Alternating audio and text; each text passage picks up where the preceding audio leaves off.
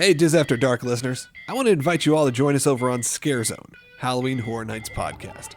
Scare Zone is a news, interview, history, and commentary podcast all about Universal's premier Halloween event. It's hosted by fans and experts like me, Logan Seculo, former WWE superstar Scotty Too Hottie, and Dis After Dark's own Chris Ripley.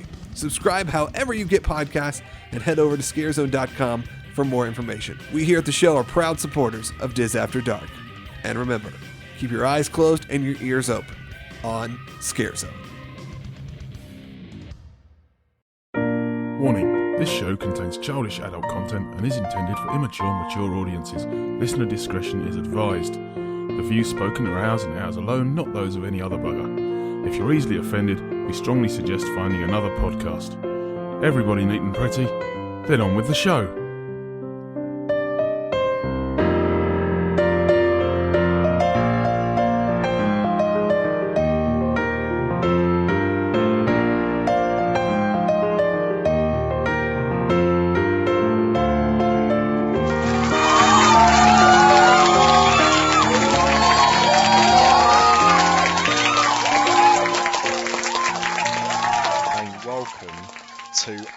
Show in the history of Dis After Dark. It is our 100th episode.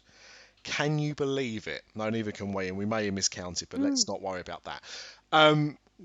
Rather than crack open a bottle of beer, we should be cracking open the champagne, but I bet no one's got it on ice because it's been bloody hot and I'm not drinking lukewarm champagne. So let us go and introduce you to some of the people that have been there pretty much from day one. Mr. Craig Lucas. I wasn't here from day one. Paul Dolan was. But I was there from episode. Oh, I was miles away. No. I was here from The Force Awakens. Yeah, The Force Awakens, yeah. Episode 7. That's when Episode I joined. 7, yeah. That's a fact. Maybe as well as being quite a nice little Star Wars tie-in. That's where we got good, was it? And I don't have 7? champagne. I come on when your mouse cast shit all over me. That's when I come on. I thought you was there before that. No. But you met us at Mouse Meets. What? I ignored you at Mouse Meets. We met lots of people at Mouse Meets, if you remember. Quite a few of them aren't on this podcast. Who's that jelly-dealed West Ham fan in the corner? Don't know. I don't know who you could be referencing. All right, well, these two numbnuts have been here from pretty much the beginning. Well, at least from when it got good and your mousecast departed us and left us there remains. And we have sloppy seconds. What'd you get for thirds? Terrible thirds. Sloppy. Sloppier than seconds. Time and a turd. The smell of fear. So we have Craig and we have Paul, and we also have Mr. Ripley. Hello. We have Mr. Washington. Hello. And we have Miss White. Hi. AKA BostonWhite. How are we all? All right, yeah. The enthusiasm is amazing. I love the fact it's a special episode and everybody's brought their A game. I've changed my underpants. So have I actually. I've got new underwear today. I've gone for a new style to celebrate the summer that we're having. It's not really worked out for me, but never mind. Well, I followed through before and I went, oh, fleek. Evening, mate. Craig told me earlier he was going to be publishing some pictures of himself in his underpants, so look forward to that, listeners. Again. I only just forgotten it from last time. You've still got them. Yeah. I just haven't looked at them for a while. There's only one thing worse than Craig in his underpants. That's Craig not in his underpants. Exactly. Well, as it's such a special episode, and as I do know that nobody's got champagne ready, I will ask anyway, what is everybody drinking? And we'll start in the order that we kicked off the show. So, Mr. Lucas. Okay, well, I've worked with a Russian today, and he told me all about drinking vodka. So I am drinking vodka the way it's supposed to be drank. In one. Bottoms up, chin chin. Shut That's that. not very Russian toast, is it? No, not at all. Chin. I'm English. Oh God, that's horrible. Right. Well, number one, like I can see what Craig's drinking. White spirit isn't vodka. He's largely on that one. Secondly, that's not how Russians drink vodka. Why how do Russians drink vodka? Neat, like slowly and neat. Sometimes on the rocks, but This is flavour the neat. drink. Yeah, this is neat. Yeah, but like you're supposed to savour it and taste the flavours of it. Oh yeah, but that's what he said. But the podcast will be over, so I just necked it. What are you drinking? What is the vodka you're drinking? Oh, it's Co-op's own brand, I think. Imperial. Classy. Jesus. I went down the Kerry. So when I made a joke about Craig drinking white spirit, I wasn't actually far off. No, I'll tell you what, it's all nice and warm in my belly now. Yeah, it will be nice and warm when it comes up as well. Other supermarket own brands are of course available, especially Tesco Value. I'd like a Co-op vodka shaken but not stirred, please. Mr. Dolan. In honour of you lot, I've got a mixed fruits Copperberg cider. Cheers. Nice one. Mr. Ripley. In honour of Mr. D, I am drinking a Highland Spring. Slangy bar. Mr. Washington. Boring lemonade. Who's a secret lemonade drinker? Co-op. Is it full fat or diet though? It's diet Oh, from God. Sainsbury's. Oh, other supermarkets are available. Allegedly. And finally, we've gone and saved the best for last. I've got. I'm joking. Amanda. I'm trying a Strongbow dark fruit, but I'm not really into this. Oh, just neck it then and try something new. And I'm drinking a drink in honour of this 100th momentous episode. A drink that I've probably drunk on more episodes of this podcast than I care to remember. And that is, if anyone can guess, Coors Light. Coors Light. Yes, back of the net. I've got to say, Craig is probably not far off. But it could be quite a tight race between Cherry Pepsi Max and Coors. But it's definitely been the beer I've drunk more of during recordings of this show.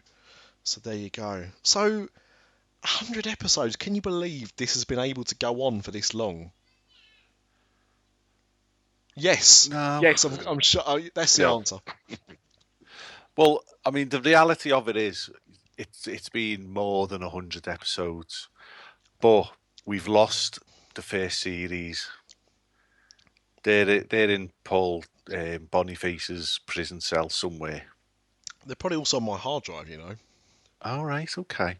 So they're out there somewhere, but this is the 100th episode of the new generation. Well, the next generation.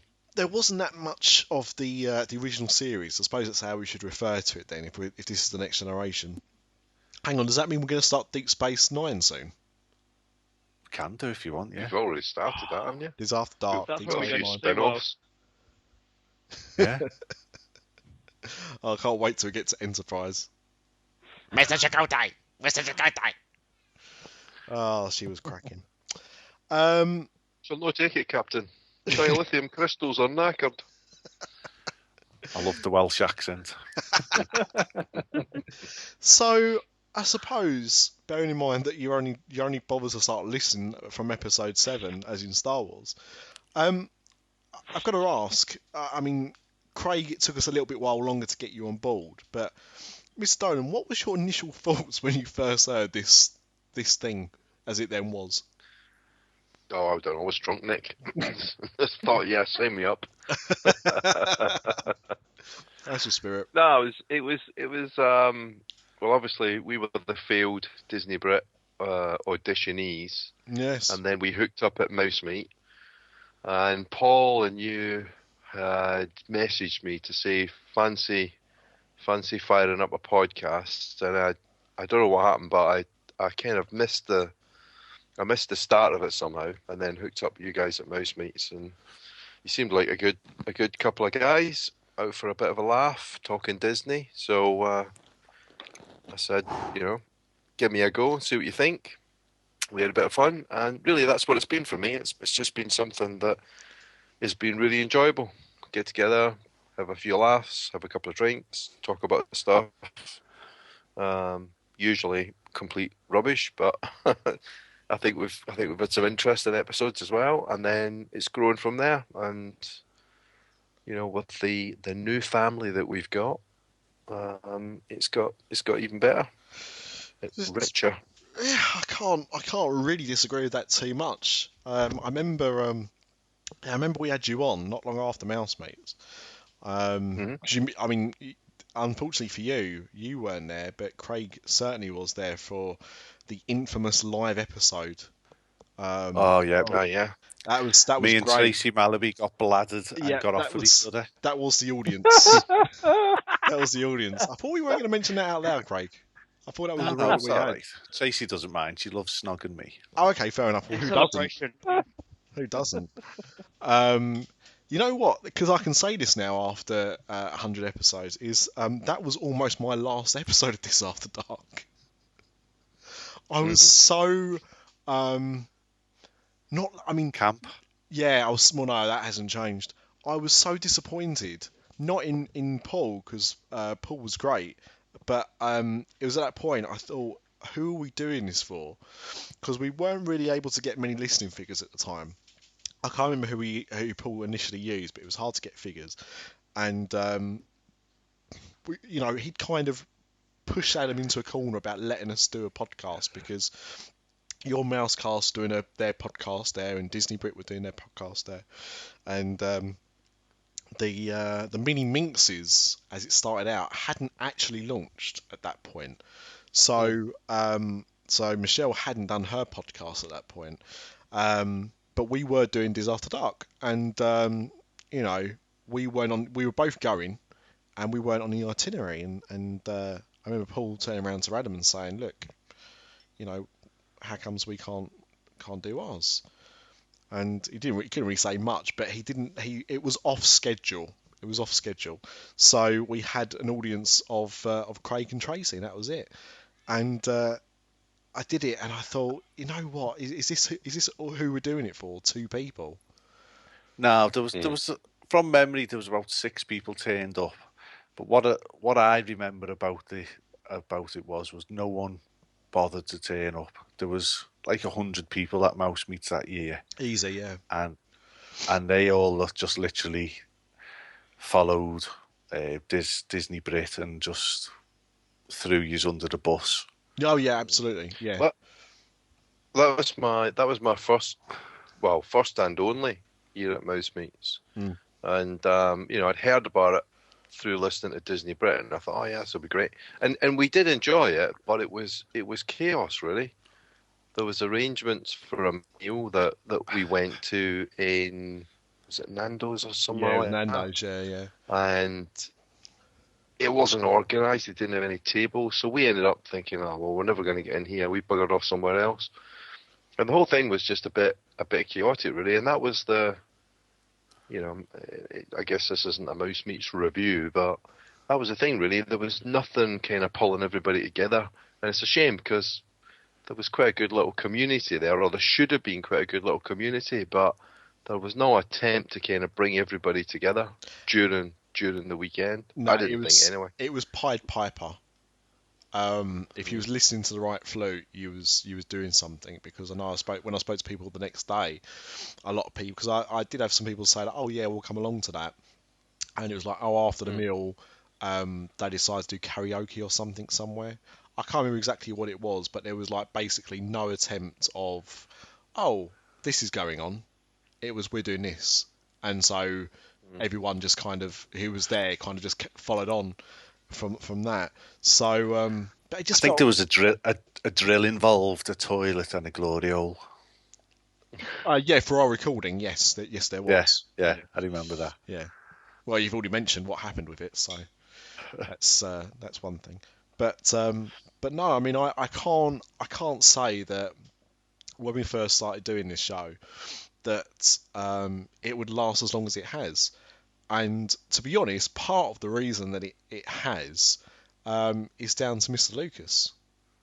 I think yeah, it is, because the number of times that he's kicked us up the arse for not doing stuff. I mean, I remember the glory days, and Mr. D will attest to this, where we used to do bi-weekly shows probably every 3 weeks.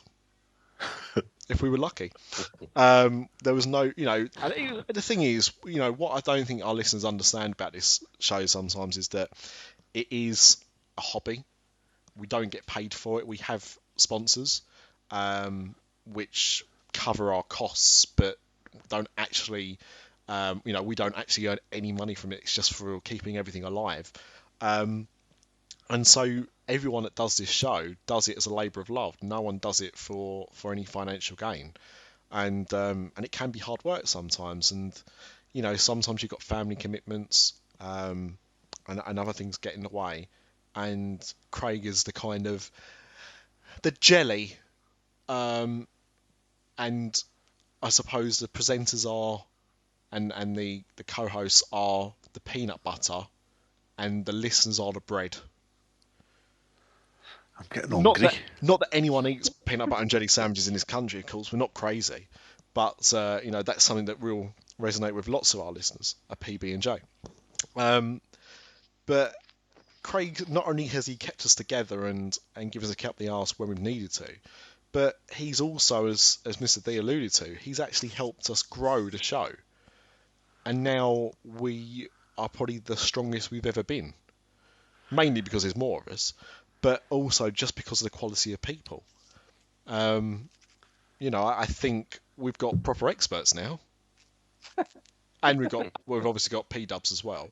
But no, I mean, the thing is, introducing Chris and Paul and most recently Amanda to us, I think has really given, not just this show, but obviously Universal After Dark as well, and the new podcast, which you're going to name in a competition for us, that's going to be on the Secret Dad's Army page. You've been able to get these people to us, and it's people that fit as well. A lot of shows will try and add people or replace people when people get bored of doing podcasts, and it doesn't work. And I think we've been very lucky. I don't think there's enough coughing involved then. I think we've been really, really lucky in that the people that Craig has found and introduced us have just fitted in so well. For people that just start listening to the podcast when you guys join, so if they've just been listening to this year's worth of podcasts, you wouldn't have known that. It feels like we've known each other for years, and we've known each other for less than 7 months, and we still haven't actually met each other in real life. We have. No, I mean Chris and Paul and Amanda. We meet each other regularly in London, and we lick each other's armpits with the glory hole. With the glory hole, yeah. And I met Mr. Dolan. But the newbies, and the thing is, we all work. It all works so well. So, at the end of the day, Craig, whether you like it or not, the reason that we have hit 100 episodes, new or old generation, is pretty much down to you, making sure that the rest of us pull our weight together. It's your fault. Yeah. So, how do you feel about that? I hope you're happy with yourself. Yeah, I am. It's boss. I love it. And also, to Chris, to Paul, to Amanda, thank you for joining us on this journey. For however long you want to stay, please do, because you enrich the show a lot more. And basically, don't want you going to other shows. Good. I know I'm emotional. That gets better ratings apparently. So if you can get emotional, that's fantastic. But no, because the show is better with you.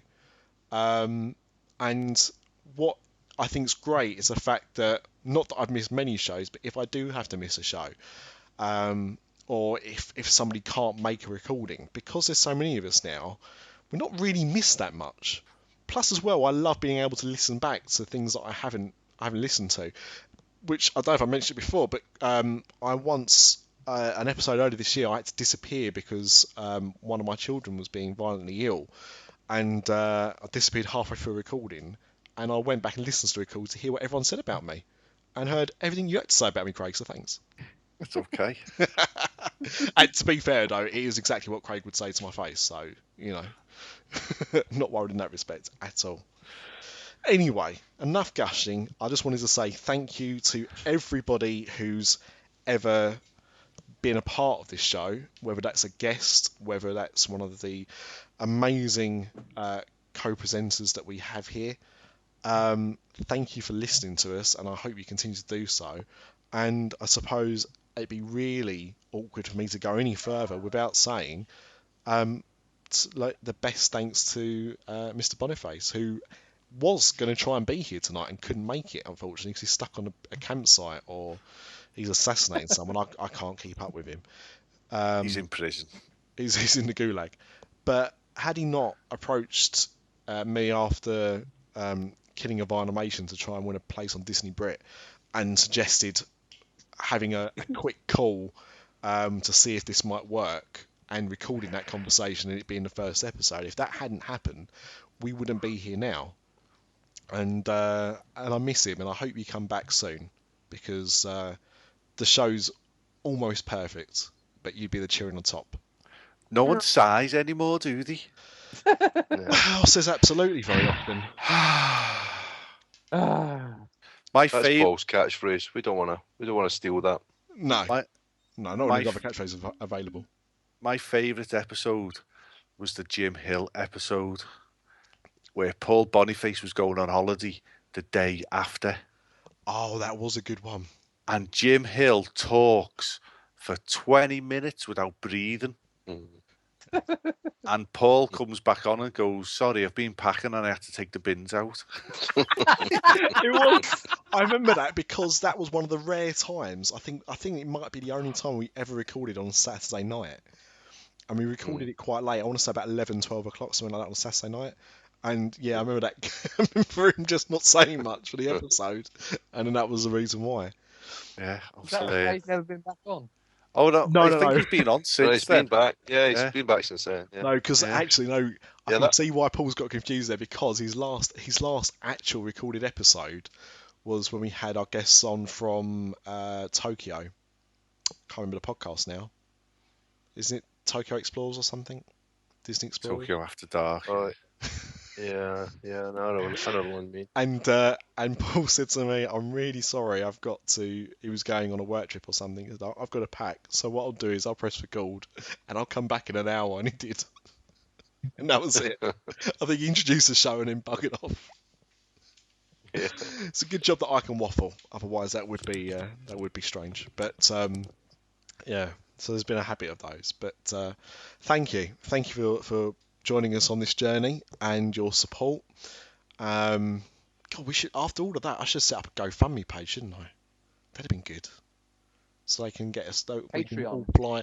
Well, we can all. So Patreon, we just want people to pay for us to all go out to Orlando together, don't we? That'd be good. That's what Adam the Woo does. Why can't we do that? Let's do it. Yes. When's Adam the Woo coming on the show? When he answers his emails, he listens every time. He listens to every show, supposedly. We've been badgering Tim Tracker. He's blocked us on Facebook now and Twitter. With his facial hair, he's badgering the right word. About his wife. Oh, I love Jen. Yeah, that's the problem. Yeah, well, we've heard what he does with other people's misses, so. A little stalk away, and not that, I wouldn't hate her. Hey, look, we all know what happened with us and Tim Curry, so you should have known that, Craig. It's a very, very thin line you got to tread there. Very thin line. Did anyone see all the lovely comments that Charmed Hun put on Twitter? Oh, yeah. I did. Amber. I did, and I actually tweeted her back. Yeah, she blocked you. Yeah, probably because my name's Bruce on Twitter. That's another story from another day. Struth Bruce. Struth Bruce on Twitter, yeah. Oh no, she followed me. Oh, up yours. Oh. No, she's lovely. I don't know if she's in our secret Facebook group, but she'll be listening to this now, trying to find it. Well, I was thinking about it the other day, Craig. Actually, I think we might need to change that group name. So at the moment, it's Unofficial Dad's Army, which is great, obviously. But I think we should just have it as Unofficial After Dark Podcast Network Group or something like that. Easy for you to say. I only after a couple of beers. I did start slightly early today because of the football. So I'm actually recording this on the West Ham top. I hope you're happy. Nothing but a West Ham top. With how hot it is, I wish that was the case. Let me tell you that. Anyway, Little Nick's got a little headset on and a little microphone on as well. that's what that Adam Sandler film's based on. Little Nicky, that's the one. Oh.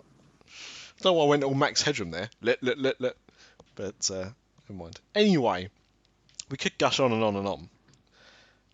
Let's continue. No, I'm joking. We did have some things to talk about. So I think we should start with the news. It's a little bit retro, actually, because that's how we used to start the show, wasn't it, with the news?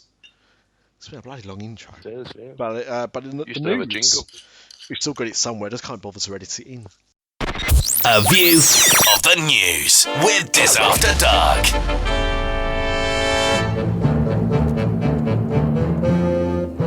It's too much hard work. But, and this news, I don't know if anyone saw, but we actually broke this news on our Periscope on Friday. Our French news correspondent, our new French news correspondent, replacing our Mexican one, is Pierre, the French policeman. And he broke the story on Friday, and of course a little bit more has come out since then. But there's been quite a few job losses.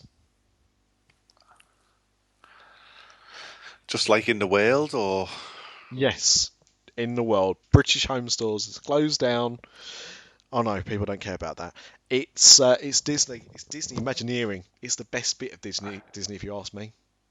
Imagineering. Is this the first time you can actually talk about this news and put the hashtag thanks Shanghai? Yes. Because it is Shanghai's fault, this one, isn't it? Well, I was listening the other day when you tried to blame somebody else on another episode of this podcast. You tried to blame someone else, Chris, for something. I was like thinking, no, blame Shanghai. But at that time, it wouldn't have been appropriate. This time, it definitely is appropriate. We can blame Shanghai because Shanghai is finished now. These people have been made redundant. Now, what I think is interesting is there's about 200 job losses. There's some big heavy hitters amongst that number as well, isn't there? I don't know it's been confirmed, but Joe Rode's been one of those names bandied about. I don't think he's going anywhere, though, to be fair. Well, this is the thing, right, about this, is that apparently, like, Imagineering, unlike most parts of Disney, they're almost contracted. Now, I used to work in TV, and I know how this works. So when I used to work in TV, I used to be on a TV show. Were you Gordon the Gopher? I was the hand that went up Gordon the Gopher's arse. That was right. And then later on, I played the butler. I want to say his name was Wilson. Because you just saw his arm that used to just come into Andy Crane's face. No, the butler used to come into Andy Crane's face. I've got his hand. I can't get that picture out now. I'll tell you what. YouTube the adult version of Rainbow. That's a good 3 minutes. Oh God, no. That's a great episode.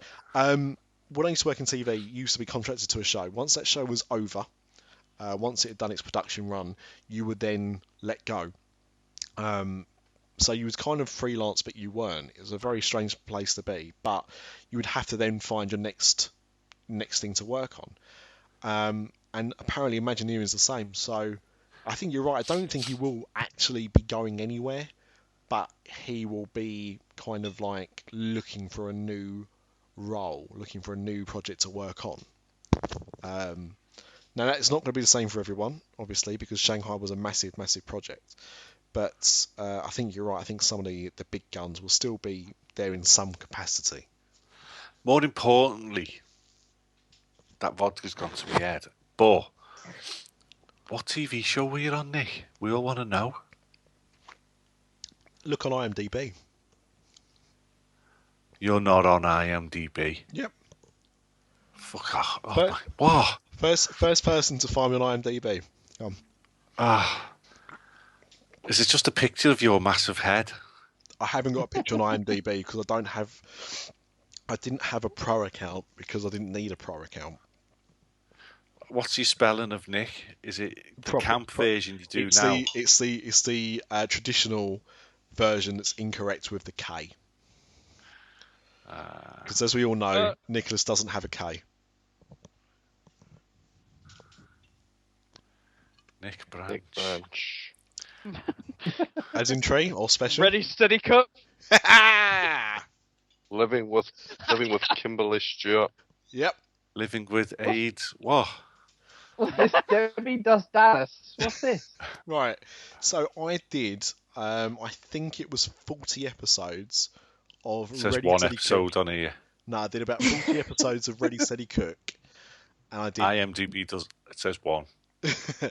and I did one episode of Living with Kimberly Stewart. Did you have to live with her? I didn't. It was the unbroadcast pilot. I didn't actually work on the series. I did briefly see her. Who is she? She's Rod Stewart's daughter. Very famously, she had a child with Benicio del Toro. That's her biggest claim to fame, really. That's a bit weird, isn't it? It was one of these crappy things in the early 2000s where like an A-list celebrity, famous because of their parents. So it was like Paris Hilton time. The whole concept of this show was that she had an apartment in London and she wanted someone to live in it with her when she wasn't going to be there because she was going to be jet setting around the world.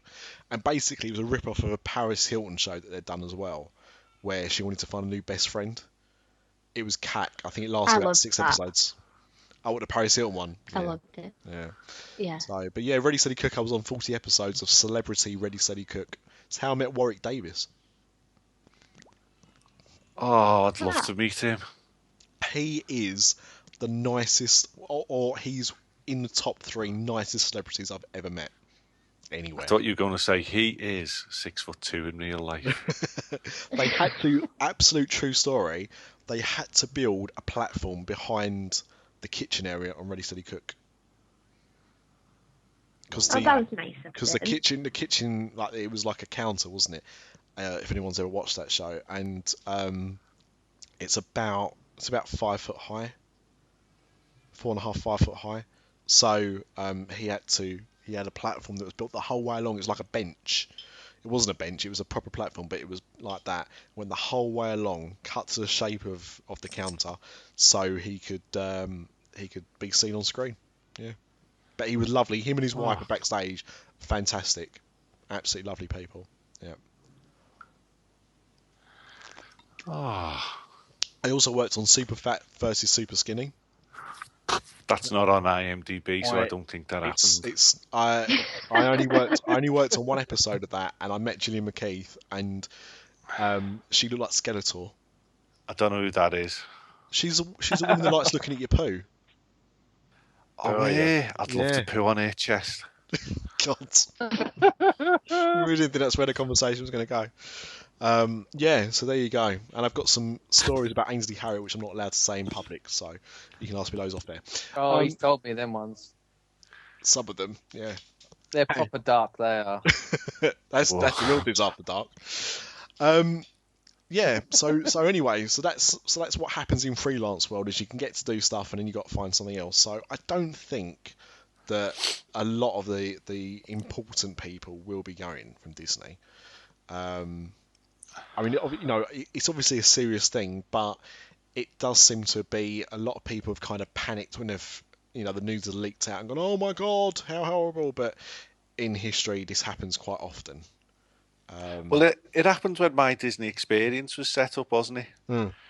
They let go of hundreds of people and contracted it out to India. Yeah. You know, so shit happens.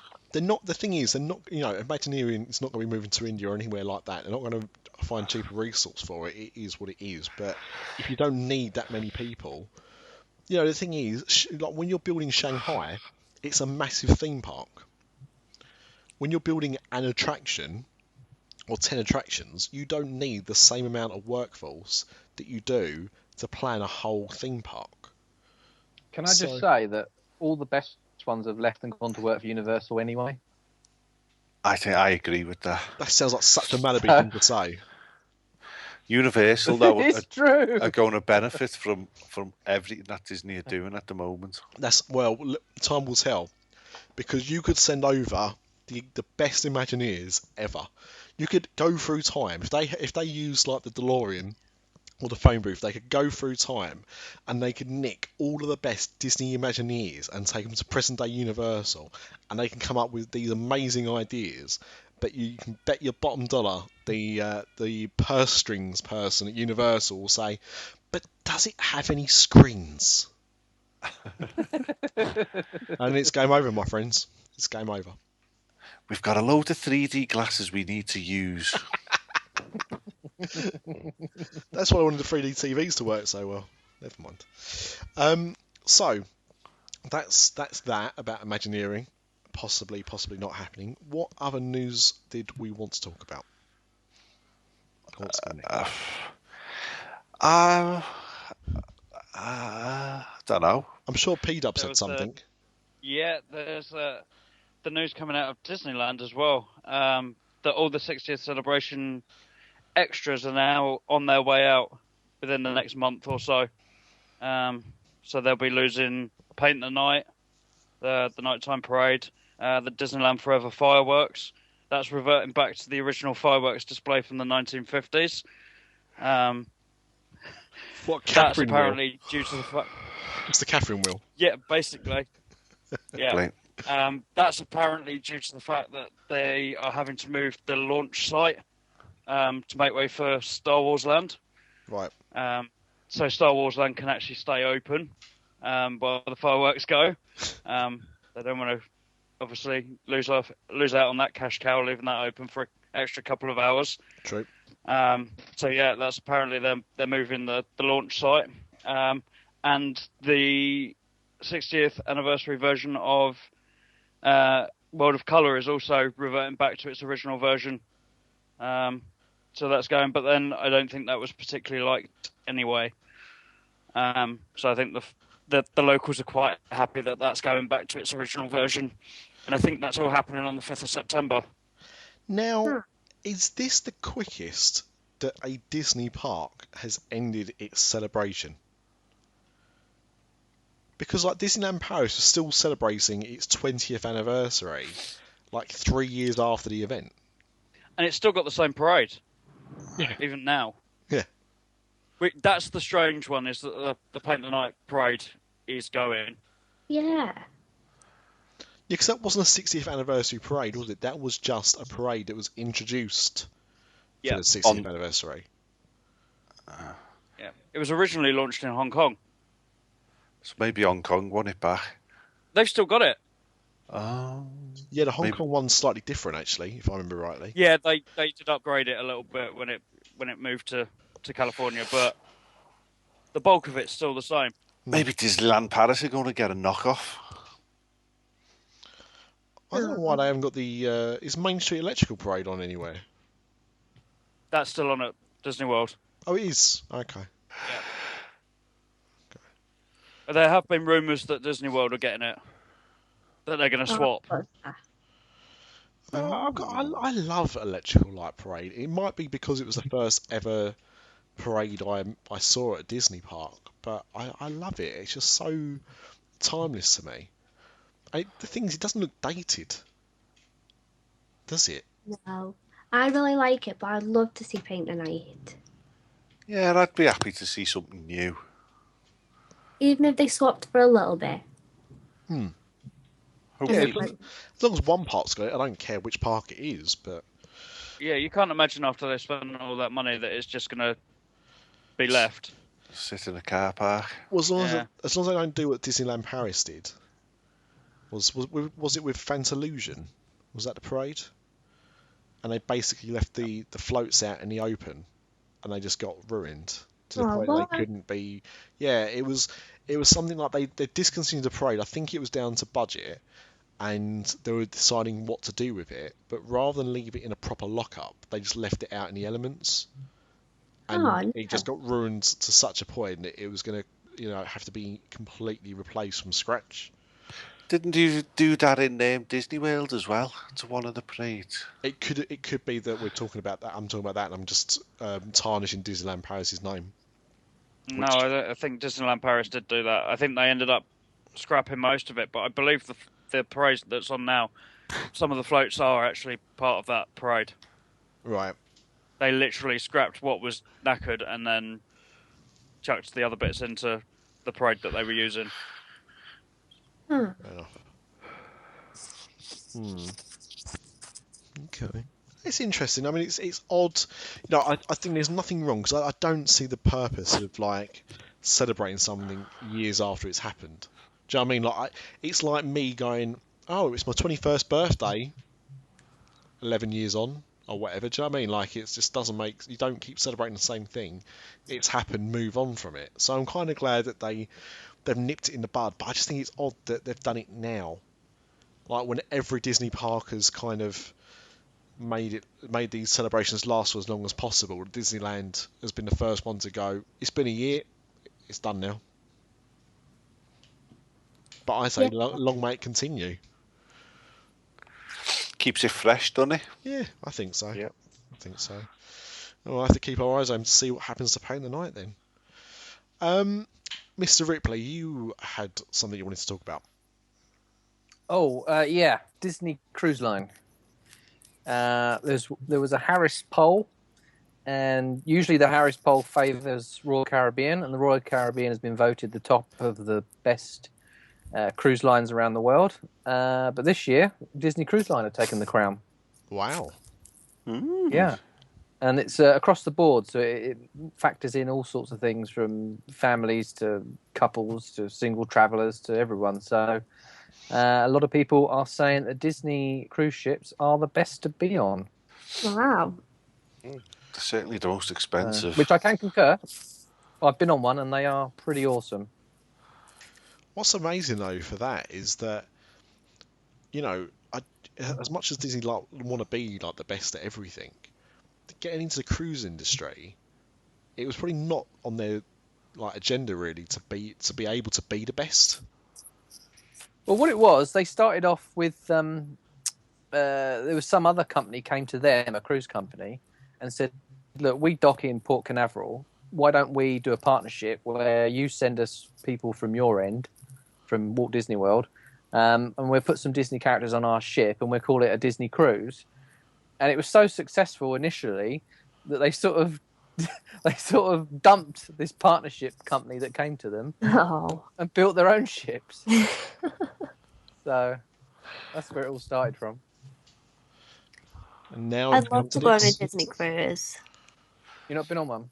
No, I just want to go on that slide that's on them. It's only on some of them though. It's only on some of them. Yeah, someone got Aqua Dunk. Yeah. Which is just a drop, I believe. Yeah. But have any of you been on a Disney cruise? Yeah. Oh, Craig, it's got to be on your list, mate, surely. It is on my list, but I haven't got Disney World out my system yet. You can do both. Do a double header. We did a double header. We did a 14 nights in Disney, and then we did a 4-night cruise out of Port Canaveral. Which is exactly what I did, Paul. Yeah. Yeah, it's perfect. I'd definitely consider it. Definitely. Yeah, I wouldn't do there's a 3-night as well. I wouldn't do a 3-night. I'd do the 4-night or longer. Because I think 3 nights is probably just a little bit too short. 4-night goes by pretty quick. Did any of you guys, in the 80s and 90s, ever go to old-fashioned Butlins? Yeah. Yeah. It's a bit like old-fashioned Butlins. Oh, really? A cruise. Yeah, honestly, it's like there's loads of adult-only areas, and they get quite quite near the mark in there. And a lot of I'm not going to be racist, but there's a lot of Americans looking around going, "Can he say that?" And it's a Disney cruise ship as well. Don't forget. Yeah. They were doing one night we were there. They were doing Mr. and Mrs. And they were talking about sex life and all sorts. Yeah, well, my mother-in-law and father-in-law ended up on a stage on that one. Okay. Yeah, and let's just say that he embarrassed her, and the rest of the night wasn't too good for him. He told a few stories that maybe he shouldn't have. I've got our friends just did the European cruise, but they've done I can't remember if they did the 3 or 4 night cruise, but they did the same cruise that you did as well. And they enjoyed it, but they said I think they preferred the Mediterranean cruise because it was longer. Yeah, yeah, we did a 7-night Mediterranean cruise out of Barcelona. That was good, but it's exactly the same itinerary as Royal Caribbean, um, NCL. They all do pretty much the same itinerary. Yeah. So we've done the Western Med one with Disney and with Royal Caribbean, and they're both good, just different. Yeah. Okay. But we haven't been on any of the big ships, the Fantasy or the Dream. We've only been on the Magic and the Wonder, which are the original ones. Okay. So Chris, did you go on one of the new ships? Yeah, I was on the Dream. Yeah, what's Was that it? like? Oh, I loved it. Loved it. Yeah, it looks really good. Yeah, I mean, there's just so much entertainment. There's so much food. I was really impressed, joking aside, with the adults only areas, because basically the whole top half of the top deck at the back is just adults only. There's bars up there and all sorts. I thought that was great. The most surprising thing was, this is absolutely true. You get a buffet for lunch, for breakfast. You can have a buffet for lunch if you want. You can get burgers and pizzas and hot dogs and ice cream and all sorts free throughout the day. And then you have a 3-course meal in the evening. And we were in the restaurant that rotates. I forget which one we were in. And the waitress said to us, after we had our dessert, she said, "Are you coming to the post-dinner barbecue?"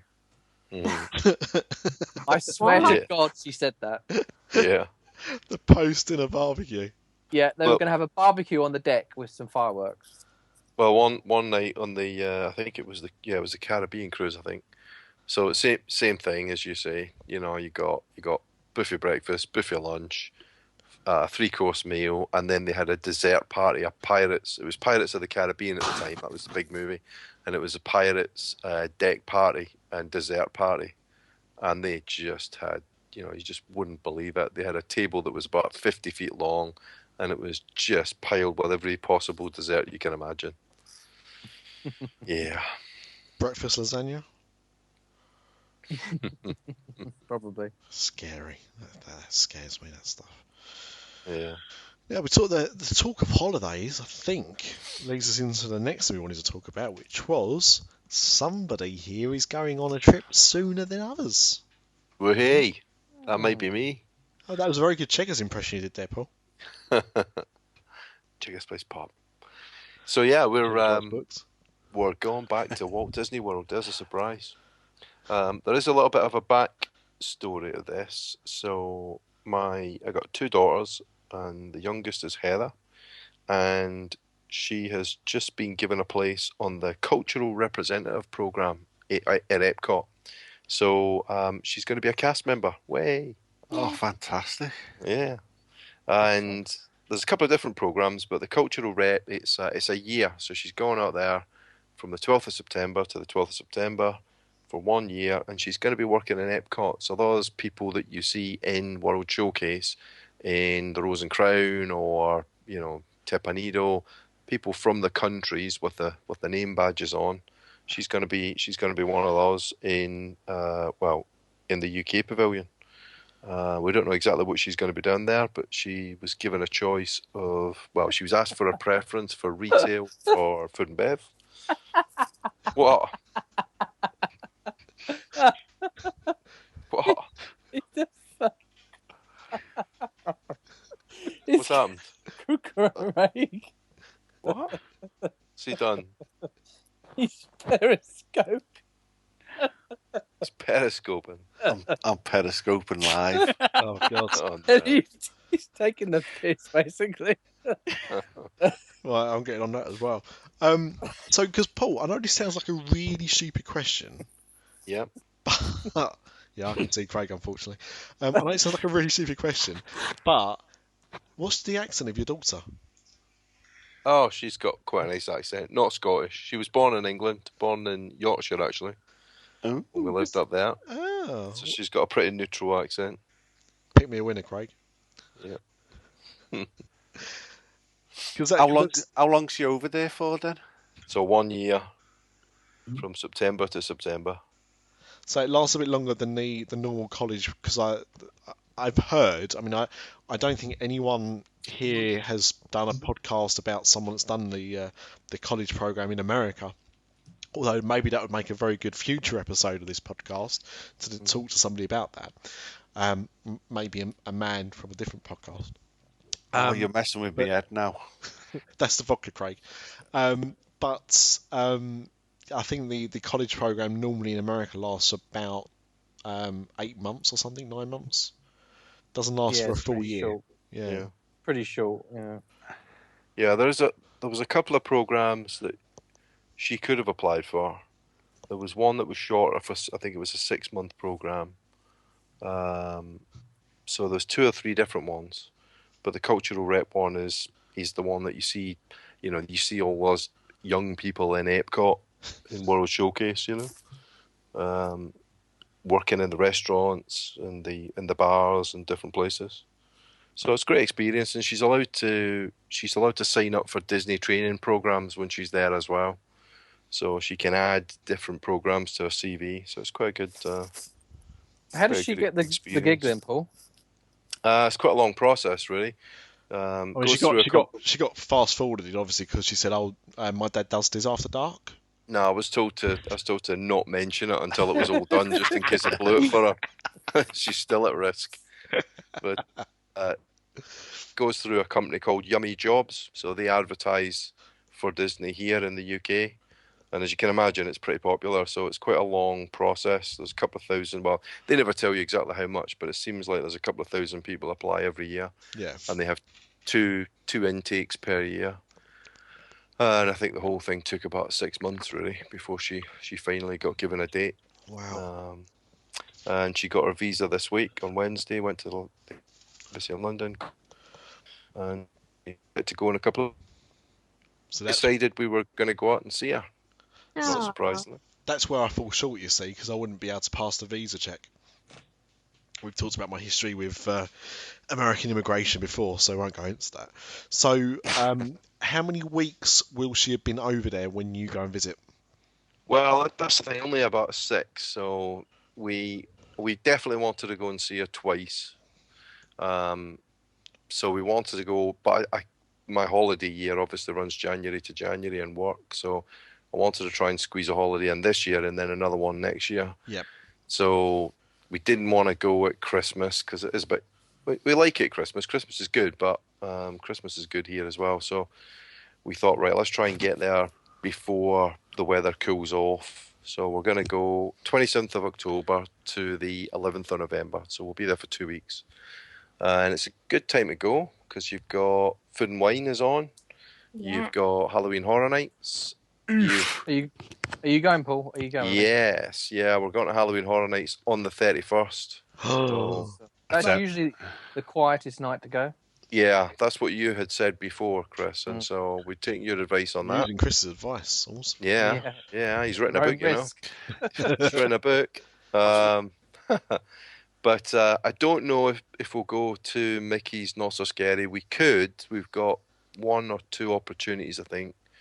But we don't get there until the 27th, so it might be a bit too much. However, at that time of the year, it's actually quite weird because you've got Mickey's Not So Scary at the beginning of our holiday, but then you've actually got Mickey's Very Merry Christmas Party at the end. So in that 2-week period, you can actually do both of them. So we may go to the Christmas party, I'm thinking. That would be so much fun to do both. Oh, you've got to do both. Well, we're definitely doing Halloween Horror Nights. We've got tickets for that. So yeah, it should be good. So there's 5 of us going. Me, wife Kerry, elder daughter Katie, fiance Danny, and then my sister who's never been to the States, never mind a Disney park. Oh wow. So this will be a totally new thing for her. Are you taking your sister to Halloween Horror Nights too? Yeah, definitely. Excited. Yeah. Paul, if you'd have been going out just slightly earlier, we could have done a Dis After Dark show live. Yeah. Oh, Because Yeah. I'm out there, Amanda's out there. Yeah. When are you guys coming back? I'm early October, I'm coming back. Right. In like mid-October. Yeah. Yeah, I wish I had gone out like a week earlier for a couple of different reasons. One is I think we would have gone to Mickey's Not So Scary as well. And then also one of the water parks actually shuts on the 25th, so we'll miss, I think it's Blizzard Beach shuts on the 25th. So anyway, it'll still be good. So we've booked flights, BA flights out of Gatwick, which is really close to where we live, so that's easy. And then we've booked 2 weeks at the All-Star Music. So we're going back to the All-Star. We missed all the free dining stuff. By the time she knew what was going on, that had already gone. So no free dining. I mean, that sold out really quick anyway, Paul. Yeah. So. Yeah. So, but we did decide to buy the dining plan, somewhat controversially. Ooh. Yeah. And the reason why we did that really was just, I guess we've had the free dining quite a few times, and we think it does add something to the holiday, and it just makes it easy, especially since we know we're going to be spending most of our time in Walt Disney World. So yeah, we decided to buy the dining plan this time. First time we paid for it. Is that the sit-down dining plan or just the quick service? Yeah. Sit-down. Yeah, the sit-down dining plan. Yeah. And so we booked our ADRs because we're past the 180-day mark. Do you want to know what we've booked? Yeah, where you going? Yes, please. Right. Let me tell you. So, obviously, with my sister going, we've booked quite a few favourites, but we have got a couple of new places, places that we've never tried before. And obviously, there's a lot of new places opened up in Disney Springs. So, we haven't booked any of those yet, but at that time of the year, I'm hoping that we could get some walk-ups. So these may change, but this is what we've got. We've got Sanaa at the obviously the Animal Kingdom Lodge. Awesome. Coral Reef in Epcot. Tepanido. Oh, wicked. Rose and Crown. Now, we've never eaten in the Rose and Crown, and we probably wouldn't, except we're expecting Heather to be working there. If she isn't, we might change that one, but if she is, she better get us a good table watching Illuminations, or she's in deep shit. Yak and Yeti in the Animal Kingdom. Yeah. The Yachtsman Steakhouse. Never eaten there before. Signature. Beaches and Cream at the Beach Club. We've talked about that a few times. Really difficult to get that ADR. We got one, but it was gone in a flash. Mama Melrose Studios. Love Mama Melrose. Now, we did Mama Melrose really to get the Fantasmic dinner package. So, if anybody doesn't know what that is, there's a certain number of sittings where it doesn't cost you any extra, but if you book a Fantasmic dinner package, you get the meal at Mama Melrose's, and then you get like priority seating for Fantasmic. So, we booked that. House of Blues at Disney Springs. Oh, awesome. Gonna try Splitsville. Never been there, at the bowling alley at Disney Springs. Managed to get Ohana's. So we got Ohana's. And we got Plaza in Magic Kingdom. And then for breakfast, we got 1900 Park Fair at the Grand Floridian. Oh, wow. Got some crackers there, lad. Yeah. Yeah, no, we didn't go for California Grill, Nick. Because I mean, really like it, but we've done it a couple of times, so we thought try something else. So that's what we've got. We've booked our ADRs. We've got our fast passes coming up soon.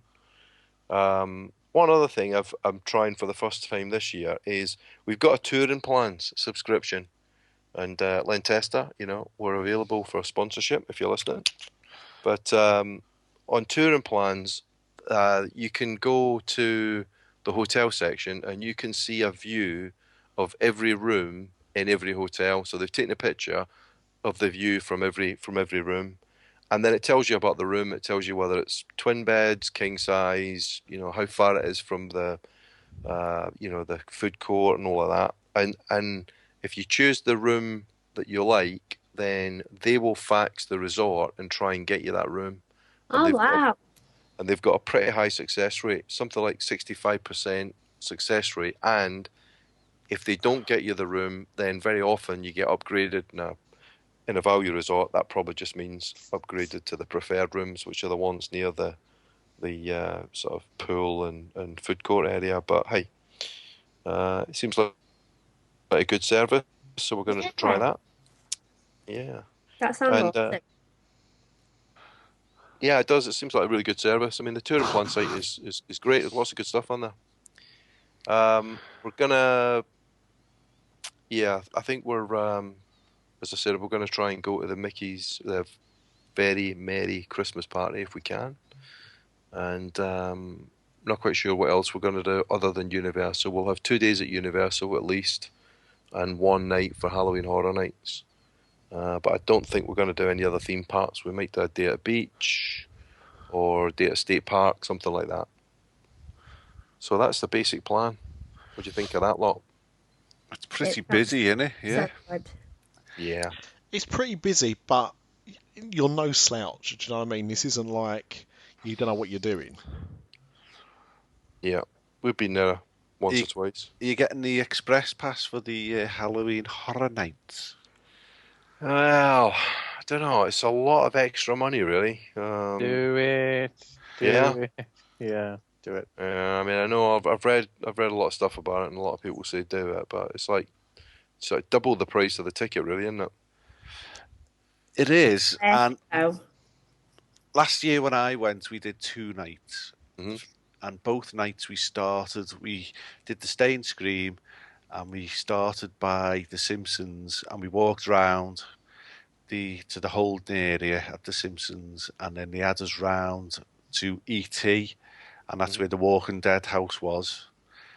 And we were able to smash the Walking Dead house, then smash Insidious. No, what was after the Walking Dead house? It was, I think it was The Purge, then it was Insidious. We basically did 5 houses before we had to use our express pass. So it can be done. But you're also going on a quiet night, so you might just get away with it.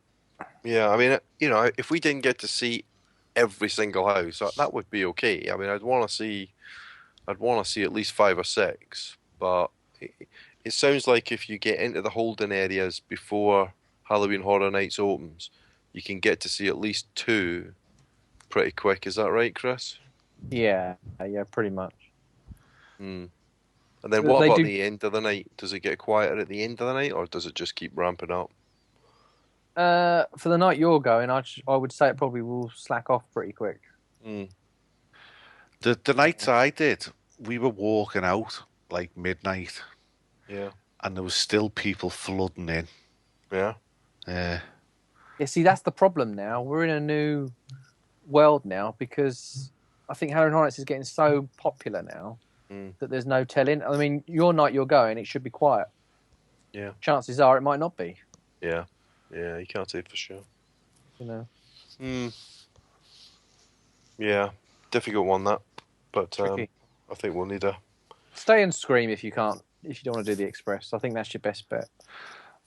What sort of price would that be? I don't know. It's not too bad, is it? Well, if you're going there during the day anyway, it doesn't work out too bad. Yeah. I haven't got it in front of me. I'd have to look it up. So Stay and Scream is the hotel package, is it? No, I mean, go to Universal during the day. And then stay. Ah, yeah. Yeah, okay. That's what we're going to do. Yeah. Yeah. That was the plan. So, we checked out the crowd calendar, and for Disney, the crowds are between 4 and 7 out of 10, but mostly 5s and 6s.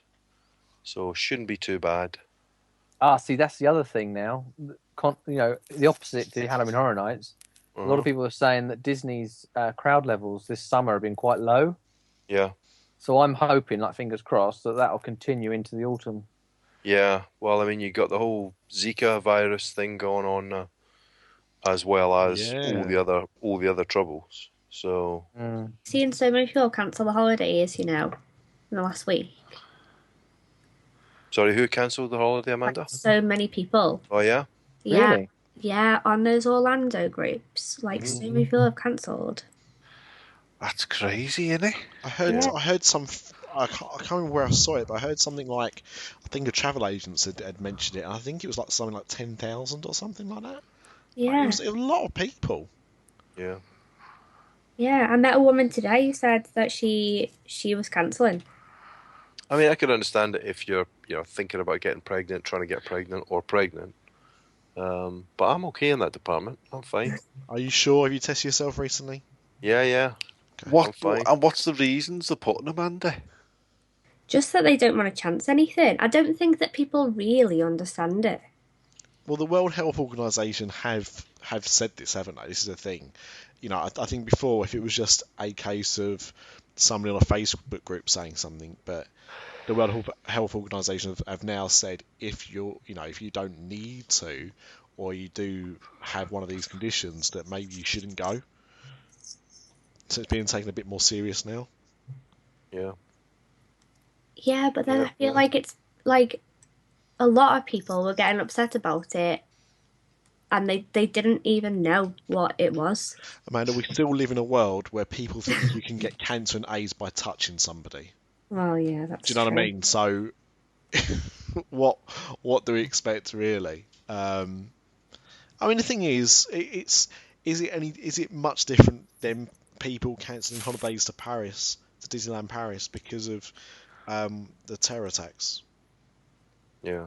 I mean, it's I guess from a Florida point of view, there's a few things that are, putting people off, whether it be terrorism or some of the other incidents, and now you've got the virus, but the risks of these things are pretty low, extremely low. So anyway, it's not putting us off. We're going to have a good time. Any mosquitoes come near me, watch out. You're going to get flattened. You're Scottish, you'll be able to get through your bleeding skin anyway. Well, yeah, and I would just alcohol is an antiseptic, so Yeah, you can kind of pre-treat the condition, I think.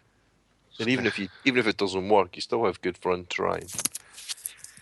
So yeah, that's our plan, and with a bit of luck, probably just me and my wife, Kerry. We're probably going to go back again next May. And we've never been in May, so Flower and Garden Festival and Star Wars weekends. That's what I'm thinking about there. Well, possibly. That's if they do Star Wars weekends. Yeah, if they do. Haven't they been caped? They have this year. Yeah. But we'll still go in May, regardless. Yeah, I'd love to go in May. Yeah, I reckon it's a good time to go.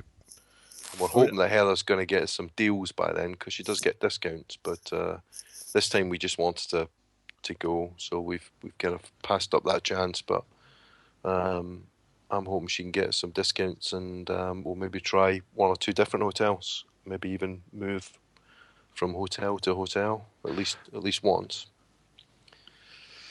So there we go. More to come on that one. Well, a trip report, I think. Oh yeah, is the main one, which is always good and needed. Now, there's two other things I wanted to bring up before this show is over, and I appreciate that this episode is going to be a little bit longer than some of our other ones, but tough. It's our 100th episode to do one. I'm sure you'll appreciate it.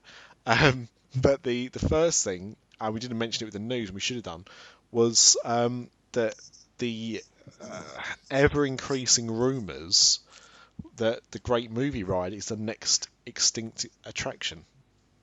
Oh. Have we heard about this one? Yeah. I've heard bits. So the gist is, apparently, I don't know if it's somebody that worked for Turner, for TCM, Turner Classic Movies, had leaked this, but the word going around is that the sponsorship deal, which ends, is it next year? Is it 2018? No, not next year, year after. So I think it's 2018 that the sponsorship deal runs out with TMC. That's TMC, sorry, not TMZ. That's something else. TCM, isn't it? Is it? OMG. Too many abbreviations. Yes, you're right, Paul. It's TCM, Turner Classic Movies.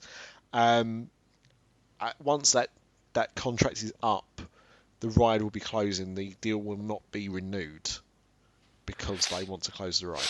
Fair enough. Go for it.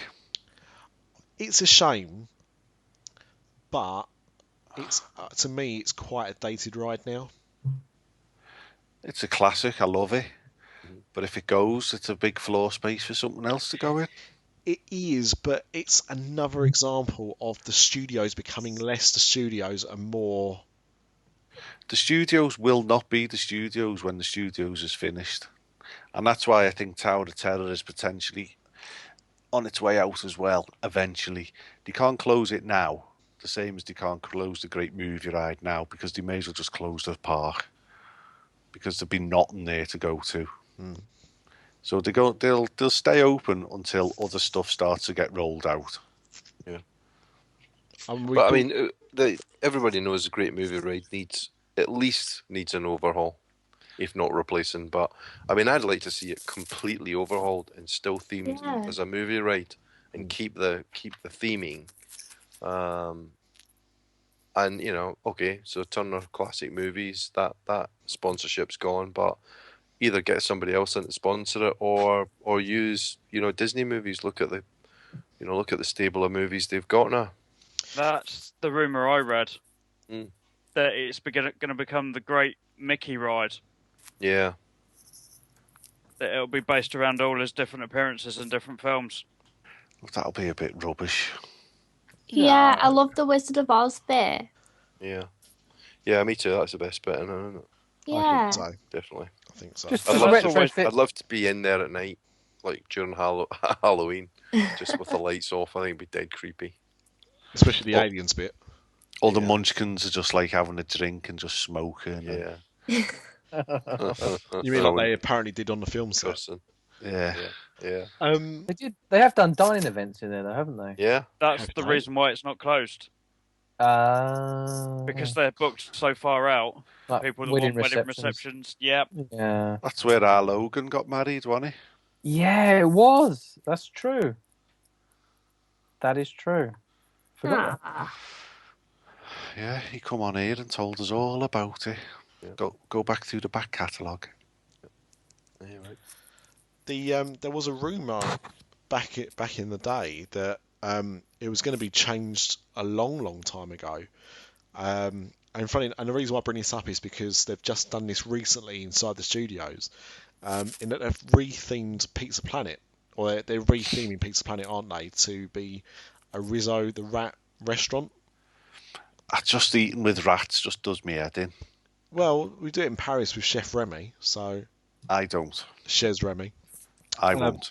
But originally, they were looking to turn the Great Movie Ride into the Great Muppet Movie Ride, and it was going to be Muppet versions of movies. That'd be better than Mickey Mouse. Yeah, I mean the problem is I think they've ruined the Muppets. I hate to say it, but I think Disney have ruined the Muppets.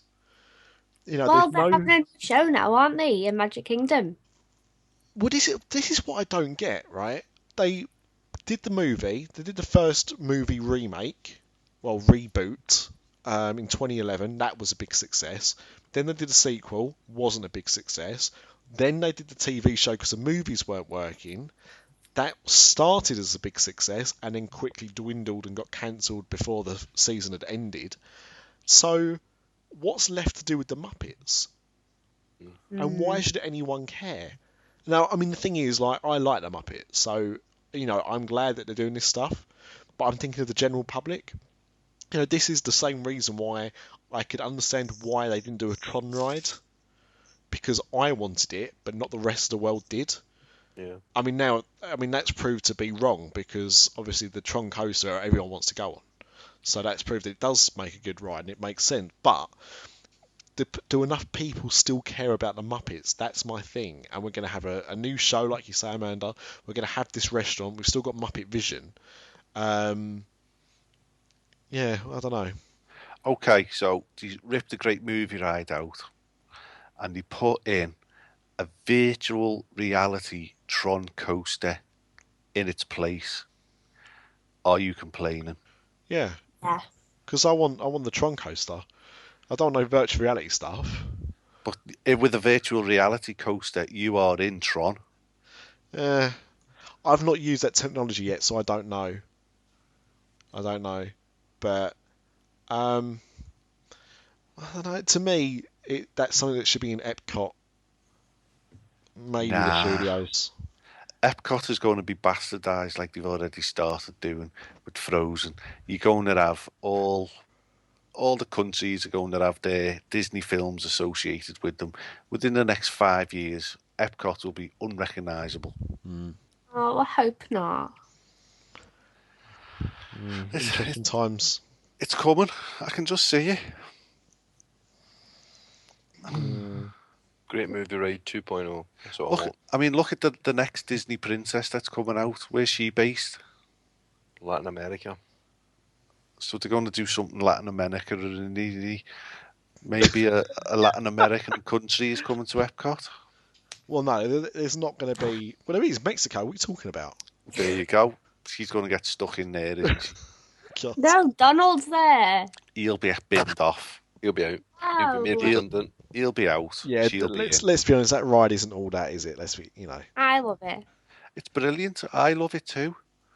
But take Donald's head off, stick her head on, bang. Oh wow. It's the future.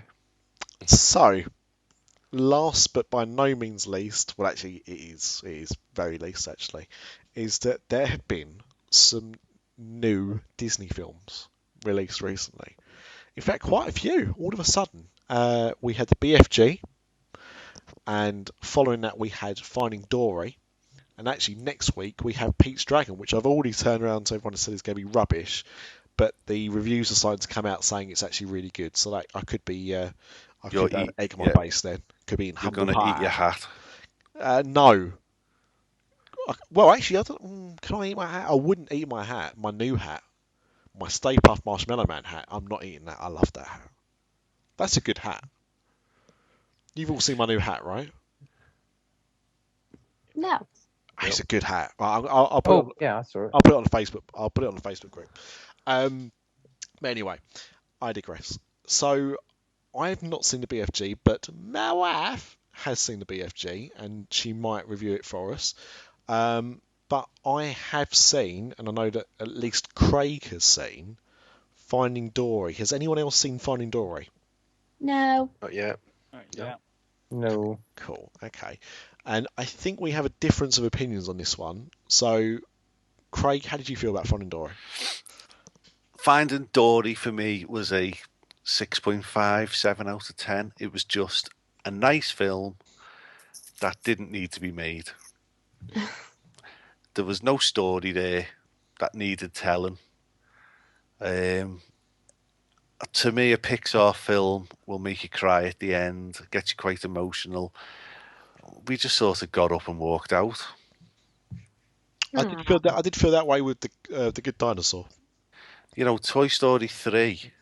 Whoa, that was a snot fest, law.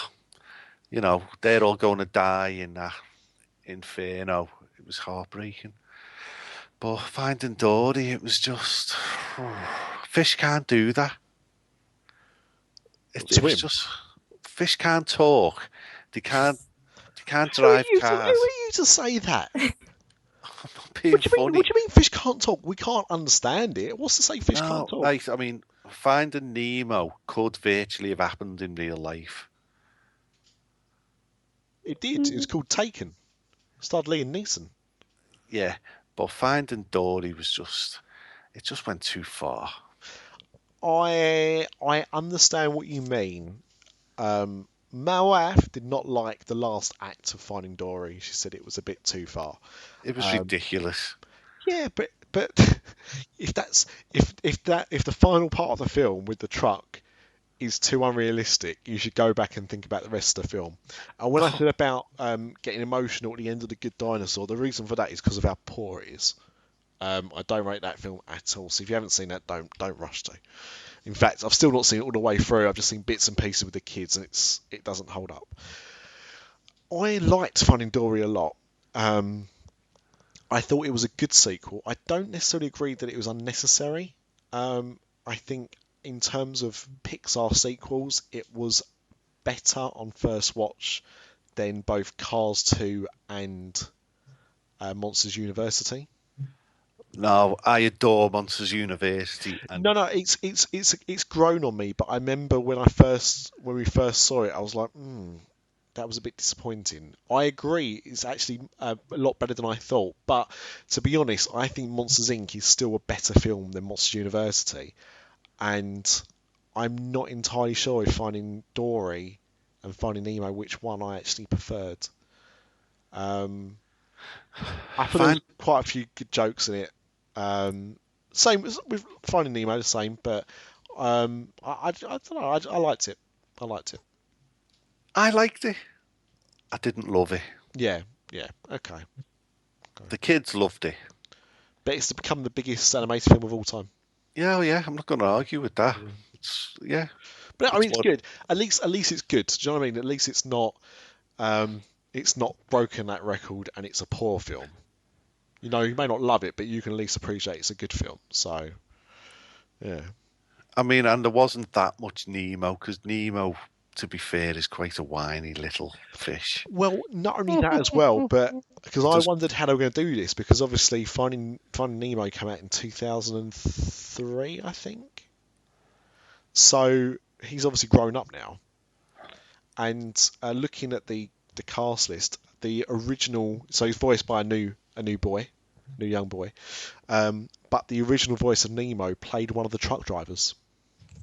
Yeah, he's a recovering drug addict now, lives in a crack den in Hollywood. True story. That may or may not be true. And I bet, but I'd say the thing that did not worry me, but I was disappointed, was the John Ratzenberger cameo. I didn't even notice it. Exactly. I thought I did, and I wasn't sure, and I went and looked, and I was right, but it was poor. He played a little crab. He had one line, which is fine, but it didn't sound like him. It didn't really sound that much like him. It sounded just enough like him to make me think that may have been it. But yeah, I was quite disappointed by that as well. Which little crab was he? Oh, it was towards the end when Dory was asking. I think it was Dory was asking for some directions. Might have been Marlin actually, but they'd asked for directions. And it was like a little man and a little female crab, and that was it. So I thought the otters were good. I thought the whales were good. Yeah, I liked it. I liked it a lot. I'm not. Yeah, did I love it? Not sure, but I really liked it. I did really like it. So, yeah. So go and see it. It's as Pixar films go, especially like more recent ones. It's one of the better ones. But I think we're a long way away now from your Toy Story 3s and your Wallies and your Ups in terms of quality. Yeah, it's a downward spiral for Pixar. Yeah. There's no coming back. Cool series, Incredibles 2. In Brad Bird we trust. Nah, that'll be shite as well. It'll be shite. Brad Bird. Yeah. Faith in him, man. Faith.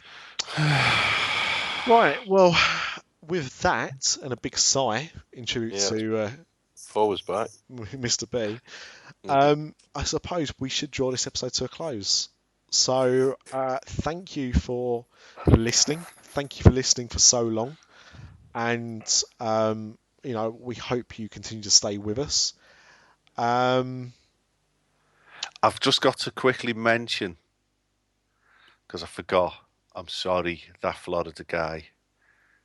I'm sorry. Oh, save. Oh, phew. But he's done. I think he's made, I haven't watched it yet, on today's vlog. Go and search on YouTube, that Florida guy. Why, aye, man. My name is that Florida guy, and today I have been mainly making ice cream. What's that ice cream called? Dole the Whip. Pineapple one. Dole Whip, yeah. Dole Whip. He's been making Dole Whip. So go and check it out. If you like Dole Whips, obviously. If you like Dole Whips. And you like the Florida guy. And Geordies, yeah. Yeah. People that don't wear coats, Geordies. He's watching now. I bet he's watching now. What on Periscope? Are you watching now? I'm not watching now. Oh. I was losing brain cells. And before we go, we can't leave a show without mentioning our other sponsor at the other end of the show, which is, of course, the lovely person we had on recently, Wendy Pratt at Magical Journeys. So please find her on Twitter at WP Magic Journeys or on her website at www.wpmagicjourneys.com. And if you mention Dis After Dark, you get $25 off your deposit of any trip package. And as she explains, anyone that will be our guest reservations when they go live at midnight for us, meaning that we don't have to, that's got to be good service. Yeah.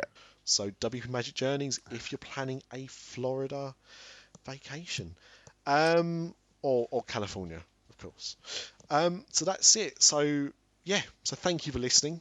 Thank you everyone for coming along. We're 100 episodes down. Does anyone want to say anything? Well, you're going to say something, whether you like it or not, at this moment, and we'll start with the most drunk Craig. I need to poo. Couldn't have said it nicer myself. Mr. Dolan. Hard to follow that. I don't. I think I'll leave it there. Mr. Ripley. Yeah. Buy his book. Buy my new book. Buy my book. Buy me book, you focus.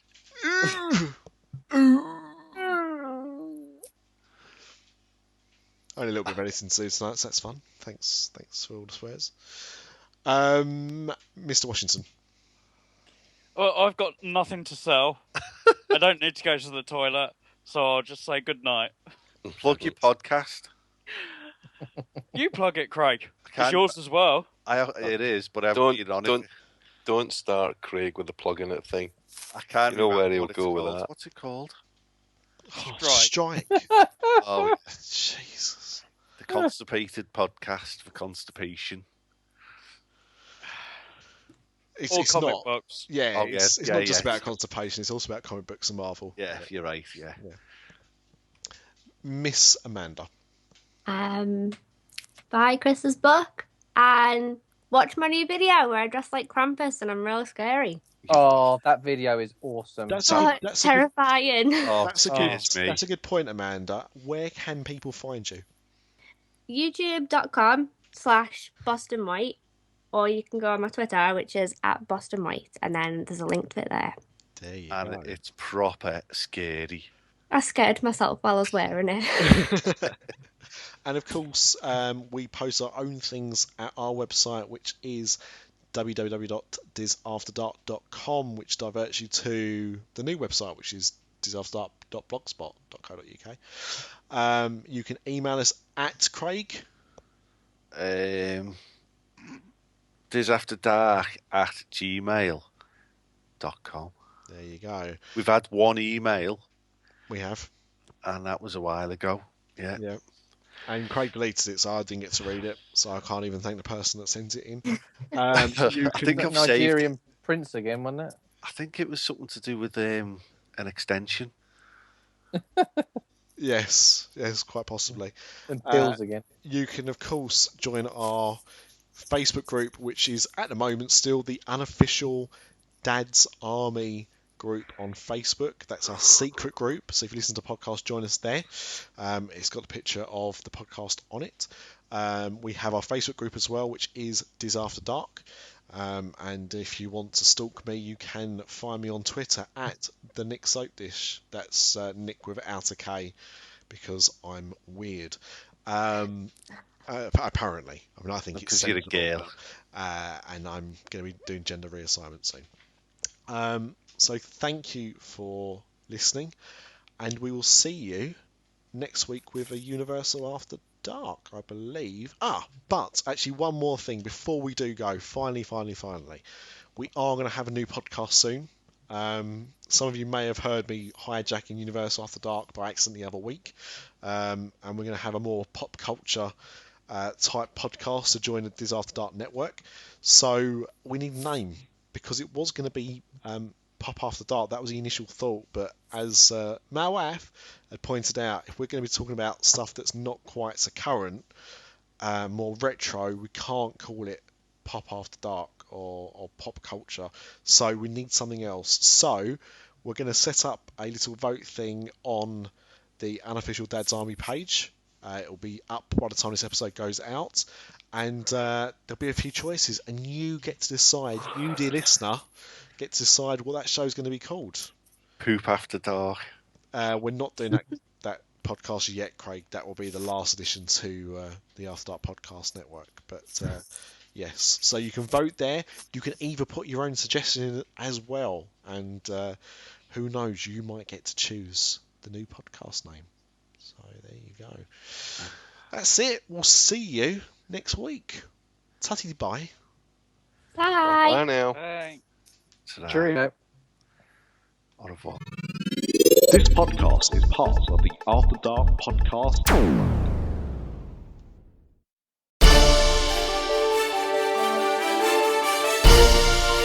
It's soap dishes, sauce!